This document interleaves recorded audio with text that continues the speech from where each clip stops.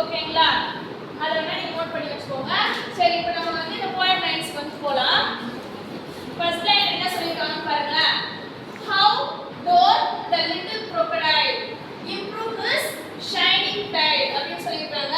இந்த இடத்துல இந்த doth அப்படின்ற வார்த்தை வந்து எதை குறிக்குது அப்படின்னு பார்த்தீங்கன்னா, ஓல்ட் இங்கிலீஷ்ல வந்து does அதாவது ஓல்ட் இங்கிலீஷ்ல இந்த டஸ்க்கு பதிலா என்ன பண்றாங்க, doth அப்படின்னு சொல்லிருக்காங்க. ஓகேவா? அது வந்து என்ன பண்ணலாம், சினானிம்ஸ்ல கூட உங்களுக்கு கேட்கலாம். doth அப்படினா என்ன அப்படின்னு பார்த்தீங்கன்னா, ஓல்ட் இங்கிலீஷ்ல நோட் பண்ணி வச்சுக்கோங்க. doth is an old English word meaning does அப்படி நோட் பண்ணுங்க கீழே. doth is an old English word meaning does. இந்த ஃபர்ஸ்ட் லைன் வந்து பாத்தீங்கன்னா போயட் வந்து என்ன சொல்லிருக்காங்க அப்படின்னு பாத்தீங்கன்னா, இந்த லிட்டில் crocodile வந்து எப்படி பிஹேவ் பண்ணுது அப்படின்றது வந்து இந்த ஃபர்ஸ்ட் லைன்ல வந்து சொல்லிருக்காரு. ஓகேவா? சொல்றது புரியுதா? How does the little crocodile, அது வந்து crocodile வந்து எப்படி பிஹேவ் பண்ணுது அப்படின்றது வந்து ஃபர்ஸ்ட் லைன்ல சொல்லிருக்காரு. அடுத்து improve his shining tail. அதோட tail அப்படின்றது எப்படி இருக்கு? tailனா என்னது? வால் வந்து எப்படி இருக்குன்னு சொல்றாரு, ஷைனிங்கா இருக்கு அப்படின்னு சொல்றாரு. அடுத்து வந்து பாருங்க, அடுத்த லைன்ல என்ன சொல்லிருக்காங்க அப்படின்னு சொல்லிட்டு, இந்த இம்ப்ரூவ்ஸ்ன்றது பெட்டர் அப்படின்றது செகண்ட் லைன்ல சொல்லிருக்காங்கல்ல. இம்ப்ரூவ்ன்றது அதாவது பெட்டர் அப்படி இல்லனா என்ன வச்சுக்கலாம், பிரைட்டன் அப்படின்னு சொல்லி வச்சுக்கலாம். ஓகேவா?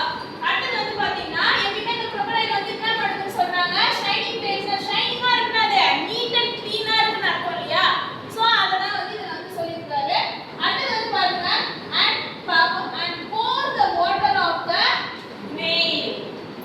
nailன்றது இடத்துல எதை குறிக்குது அப்படின்னு பாத்தீங்கன்னா, நதி, ரிவர் இருக்கு இல்லையா?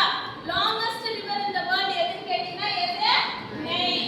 அந்த நெயில் அது என்ன பண்ணுது, இந்த crocodile வந்து வாழுது அப்படின்னு சொல்றாரு. சொன்னது புரிஞ்சுச்சா இந்த ஸ்டோரியில? Okay. and pour the water of the nail, அது என்ன பண்ணுது, அந்த நெயில் ரிவர்ல இருக்கு இல்லையா, அந்த வாழை என்ன பண்ணுது, அது மேல இப்ப யானை குளிக்கிறதுக்கு என்ன பண்ணும், அது தும்பிக்கையால என்ன பண்ணுது, வாட்டர் எடுத்து போர் பண்ணுது இல்லையா? சோ அதே மாதிரி இந்த crocodile என்ன பண்ணுது, அதோட வாளால போர் பண்ணுது அப்படின்னு சொல்றாங்க. ஓகே. எதா நெயில் வாட்டர், நெயில் நதியில இருக்க அந்த வாட்டர் எடுத்து on every golden scale. இந்த ஸ்கேல் அப்படின்றது எதை குறிக்குது அப்படின்னு பாத்தீங்கன்னா, ஸ்கேல்னா என்னன்னு தெரியுதா? செதில்கள்னு சொல்வாங்க இல்லையா? ஓகே. மீன்ல எல்லாம் செதில் இருக்கும் இல்லையா, அதான் ஸ்கேல்னு சொல்வாங்க. அதே மாதிரி crocodile மேல என்ன இருக்குது, நிறைய செதில்கள், அது கட்ட கட்டமா அதோட ஷேப்புக்கு தகுந்த மாதிரி செதில்கள் வந்து இருக்கும் அப்படின்னு சொல்றாங்க. சோ அது மேல என்ன பண்ணுது, போர் பண்ணும்போது என்ன ஆகுது, அது அப்படியே மின்னுது அப்படின்னு சொல்றாங்க. அதான் கோல்டன் ஸ்கேல் அப்படின்னு சொல்றாங்க. சொன்னது புரிஞ்சுதா? தங்க கலர்ல தெரியுது. அடுத்தது how cheerful he seems to grin. இந்த grin என்ற வேர்ட் என்னன்னு புரியுதா?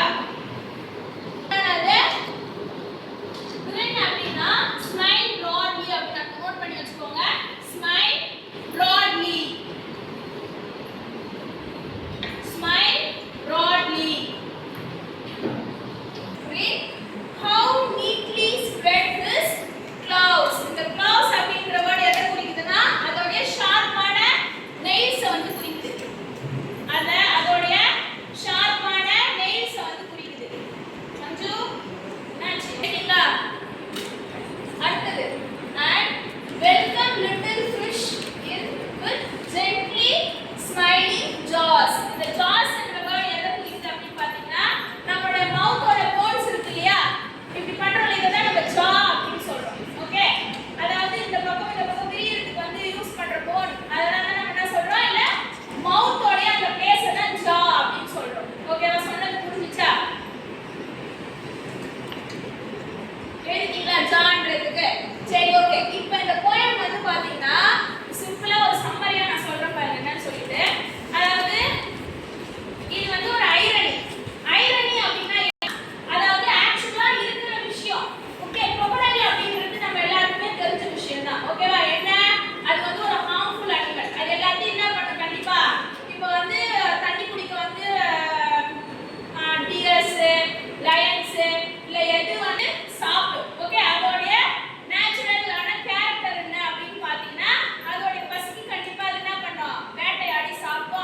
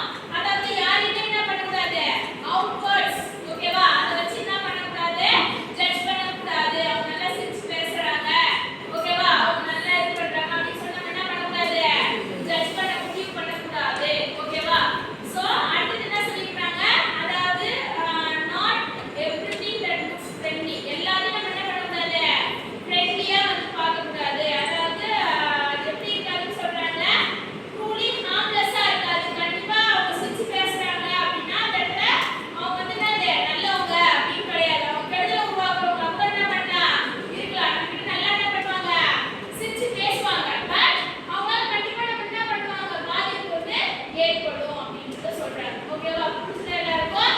இந்த crocodile அப்படின்ற poem வந்து எல்லாருக்கும் புரிஞ்சுதா? அது வந்து யார் எழுதின ஒரு பேர் என்ன? Who is the author of this poem? Lewis Carroll. He is a famous English writer. ஓகேவா?